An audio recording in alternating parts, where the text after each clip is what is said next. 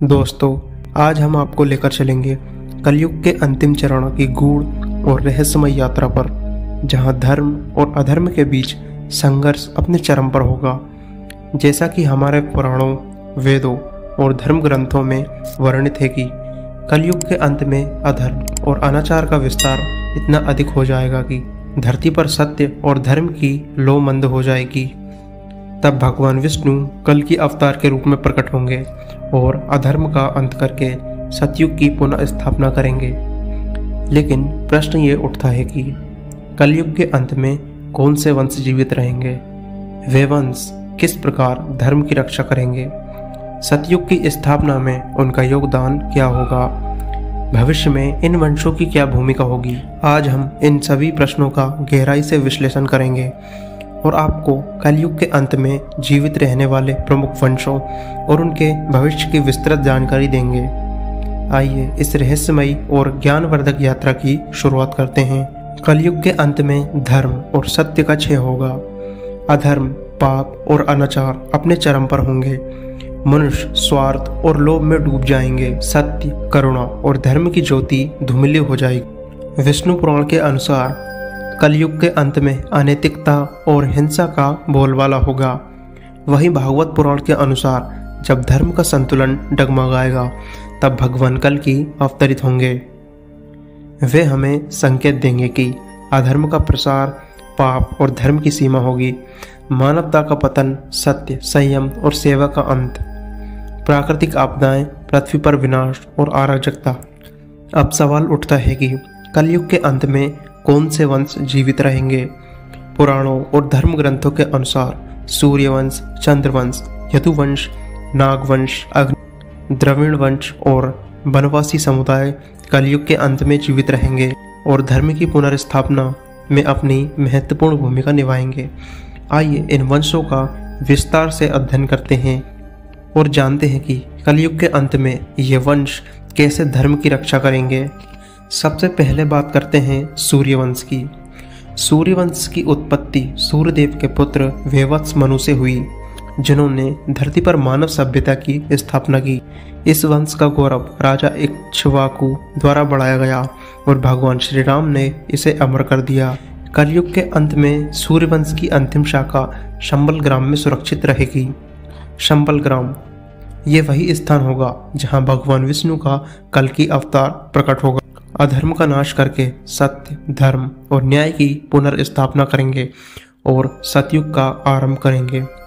सूर्यवंश के धर्मपरायण ब्राह्मण और क्षत्रिय कलयुग के अंत में धर्म की लौ जलाएंगे और सतयुग की स्थापना में अपना योगदान देंगे। दोस्तों, कल की अवतार का जन्म सूर्यवंश में होगा। सतयुग की पुनर्स्थापना में सूर्यवंश आगे रहेगा। मित्रों, अब बात करते हैं चंद्रवंश की। चंद्रवंश की उत्पत्ति चंद्रदेव के पुत्र बुध और राजा इला से हुई। इस वंश की दो प्रमुख शाखाएं हैं, कुरुवंश और यदुवंश। कुरुवंश जिसकी स्थापना राजा कुरु ने की और इसमें भीष्म, द्रौपदी, पांडव और कौरव जैसे महान योद्धा हुए। यदुवंश की स्थापना ययाति के पुत्र यदु ने की थी। भगवान श्री कृष्ण और बलराम इसी वंश में अवतरित हुए और उन्होंने धर्म की स्थापना में महत्वपूर्ण भूमिका निभाई थी। कलयुग के अंत में कुरुवंश की कुछ शाखाएं हिमालय और अन्य दुर्गम स्थानों में सुरक्षित रहेंगी। यदुवंश की कुछ शाखाएं समुद्र तटों और गुप्त स्थानों में जीवित बचेंगी। यदुवंश और कुरुवंश के वंशज धर्म की पुनर्स्थापना में सहयोग करेंगे और कल की अवतार के सहयोगी योद्धा बनेंगे। अब बात करते हैं नागवंश की। नागवंश की उत्पत्ति महर्षि कश्यप और कद्रु से हुई थी। इस वंश के नाग शेषनाग, वासुकीनाग और तक्षकनाग थे। शेषनाग भगवान विष्णु के सह्य स्वरूप बने। वासुकीनाग जिन्होंने समुद्र मंथन में रस्सी का कार्य किया था, और तक्षकनाग जिनका राजा परीक्षित से संघर्ष हुआ था। महाभारत के बाद जन्मेजय के नाग यज्ञ में अधिकांश नागों का विनाश हो गया, लेकिन तक्षक और अन्य कुछ नाग भूमिगत और पाताल लोक में सुरक्षित रहे। कलयुग के अंत में शेषनाग, वासुकी और तक्षक के वंशज पाताल लोक और भूमिगत स्थानों में जीवित रहेंगे। ये वंश सतयुग में धर्म और संतुलन बनाए नागवंश के योद्धा सतयुग में धर्म और प्रकृति का संतुलन बनाए रखने में अपनी भूमिका निभाएंगे। अब बात करते हैं अग्निवंशी वंश की। अग्निवंश की उत्पत्ति अग्निकुंड से मानी जाती है। इनके प्रमुख राजवंश हैं प्रतिहार वंश, चौहान वंश, सोलंकी वंश और परमार वंश। मध्यकाल में विदेशी आक्रमणों और सत्ता संघर्षों के कारण अग्निवंशी कमजोर हो गया, लेकिन कलयुग के अंत में पर्वतीय और दुर्गम स्थानों में कुछ अग्निवंशी शाखाएं जीवित रहेंगी। ये वंश नए युग में धर्म और न्याय की पुनः स्थापना करेंगे। अब बात करते हैं द्रविड़ वंश और वनवासी समुदाय की। द्रविड़ संस्कृति वैदिक काल से पूर्व की संस्कृति है। वनवासी और आदिवासी समुदाय धर्म, प्रकृति और संस्कृति के रक्षक हैं। ये भी कलयुग के अंत में जीवित रहेंगे।